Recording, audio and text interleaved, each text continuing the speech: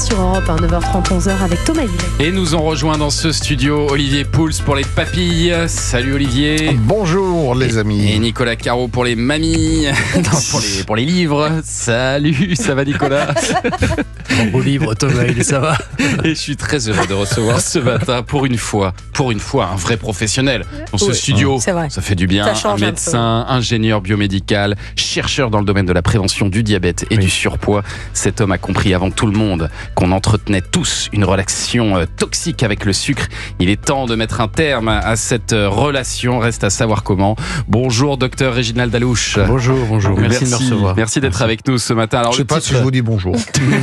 C'est vrai que là, il y a un gros client. Là, il y a un choc là, les deux hommes qui n'ont rien à voir, mais qui ont pourtant beaucoup de choses à se dire. On va le voir ce matin. Le titre de votre livre, il a le mérite d'être clair, docteur. Sucre, l'ennemi public numéro 1, écrit à la façon des messages sur les paquets de cigarettes. Absolument. Un titre qui claque, qui fait un petit peu peur aussi. C'est l'objectif de nous secouer? Non, l'objectif, c'est effectivement, oui, de secouer, parce qu'aujourd'hui, il y a une épidémie qui est très silencieuse, qui s'appelle le diabète et le prédiabète. Et accessoirement la stéatose hépatique, ce qu'on appelle la mâche, le foie gras. Le foie gras. Ah oui. Et ce sont des maladies qui sont terribles parce qu'elles sont absolument silencieuses. Pas de symptômes. Enfin, bon, le diabète, quand il évolue, bien entendu, on commence à avoir des symptômes. Mais ce sont des maladies, au fond, qu'on ne voit pas venir, qui sont des maladies qu'on peut prévenir. On a le temps. Parce que la bonne nouvelle, c'est qu'un diabète ou un prédiabète, ça met 5 à 15 ans à apparaître. Et donc, on a amplement le temps non pas de changer complètement de vie, parce qu'on ne change pas complètement de vie. D'ailleurs, on change peu.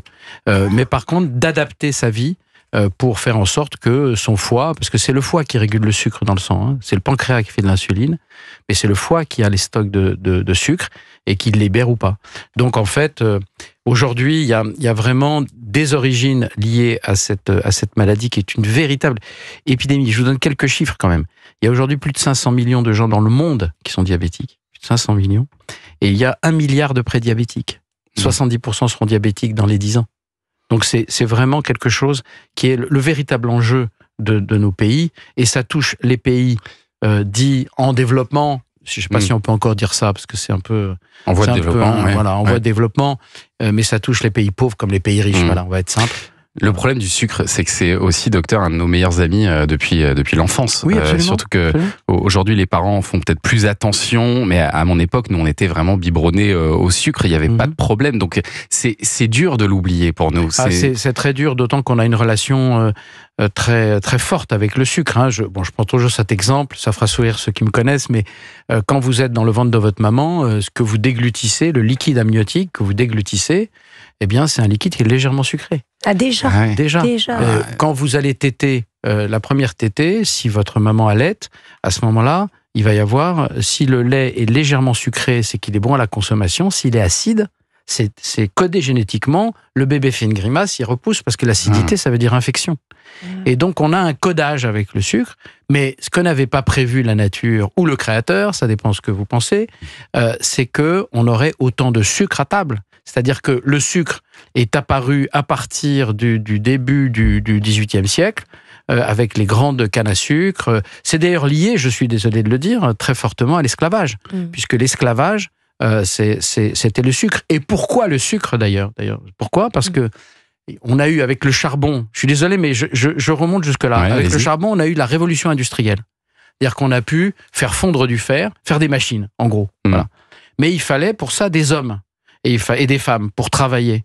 Mais pour travailler, ça veut dire qu'on allait prendre du temps sur leur vie, c'est-à-dire le fait de cultiver, d'aller chercher des légumes, de les cuisiner, de les découper, de trucs. On a trouvé le sucre. Le sucre, c'est très facile. Ça se conserve très bien, ça se consomme très bien et très vite. Et donc, en fait, le sucre, c'est la deuxième révolution industrielle. C'est-à-dire qu'en fait, ça a permis de nourrir les gens très vite. Et puis c'est très addictif, c'est effectivement un bon conservateur, vous l'avez dit, et ça permet de gommer certains goûts qui peuvent être désagréables. Et on en a un peu besoin quand même. Et on Absolument. en a, et c'est ce que vous nous dites, on en a un peu besoin. C'est une question, en fait, c'est toujours la même chose, c'est la dose qui fait le poison. Quoi. Alors écoutez, vous avez là, dans votre tube digestif, vous avez à peu près 5 mètres d'intestin grêle, vous avez un côlon, un gros intestin, vous avez un estomac, vous avez un... Tout ça, c'est fait pour quoi? C'est fait pour transformer ce que vous mangez en glucose. En gros, et prendre les vitamines, bien entendu, les protéines, ainsi de suite. Bon. Si vous mangez beaucoup de sucre, eh bien, toute cette ingénierie, toute cette usine, en fait, elle ne sert plus à rien. Puisqu'elle est faite pour ça. Parce que le glucose, c'est ce qui permet à la cellule, en gros c'est simple, prenez une cellule, prenez une petite boîte, vous mettez dedans du glucose, et à l'intérieur de cette boîte, il y a une petite machine qui transforme ça en énergie, l'ATP, l'adénosine triphosphate. Et ce qui vous permet à vos muscles de se contracter, à vos organes de vivre, et ainsi de suite. Donc si vous n'avez pas de glucose, vous ne pouvez pas. Mais c'est pour ça que votre tube digestif va transformer des protéines, des lipides, tout en glucose. Le glucose, c'est le sucre. C'est le sucre. Donc on en a besoin. Ouais, mais alors vous préconisez, vous, quelque chose d'assez radical dans votre livre, docteur Régine Ladelouche, où vous nous proposez de nous procurer un capteur autonome de glucose. Oui, j'en ai apporté un. C'est ça. Donc ça se porte sur... Ça, c'est sur un vrai bras, sujet polémique. C'est un vrai sujet polémique parce que c'est apparu il y a à peu près 20 ans et c'est aujourd'hui très intelligemment remboursé par la Sécurité sociale. Donc pour expliquer aux auditeurs qui nous écoutent, ça ressemble à une pièce de caddie. Voilà, c'est ça, une pièce pour prendre votre caddie. Et maintenant, c'est encore plus petit. Avec une puce à l'intérieur, c'est ça qu'on voit. Alors, il y a plusieurs choses à l'intérieur. D'abord, vous avez une petite électrode en polymère, c'est pas en acier. Europe1.fr pour nous suivre en vidéo. Voilà, c'est une électrode en polymère, donc ça ne fait pas mal. Vous voyez, je me pique pas, parce que les gens ont peur que ce soit quelque chose. Il y a un applicateur, et à l'intérieur, on le met sur le bras. Voilà, je vais peut-être déjà le décrire. À l'intérieur, vous avez un petit réservoir avec une enzyme qui va permettre de mesurer le sucre, ça s'appelle la glucose oxydase. Et vous avez ensuite une pile pour alimenter, un émetteur Bluetooth et un petit calculateur. Voilà. Donc vous avez un applicateur, vous le mettez derrière le bras et il va mesurer dans le tissu interstitiel, pas directement dans le sang. Il se met juste sous la peau avec un applicateur. Ça fait mal comme ça. Ça fait mal. Pas du tout. On met ça sous la peau, l'électrode va sous la peau et va mesurer en temps réel sur votre téléphone votre glycémie. Alors pourquoi c'est polémique ? Parce que moi, je considère que, je considère pas d'ailleurs, c'est pas moi, c'est la nature. C'est qu'avec le temps, on ne métabolise pas, c'est-à-dire on ne transforme pas de la même façon les sucres qu'on avale. À 15 ans, on peut manger quasiment n'importe quoi. Voilà. À 20 ans aussi, à 30 ans aussi. Et puis, à un moment, le métabolisme ralentit.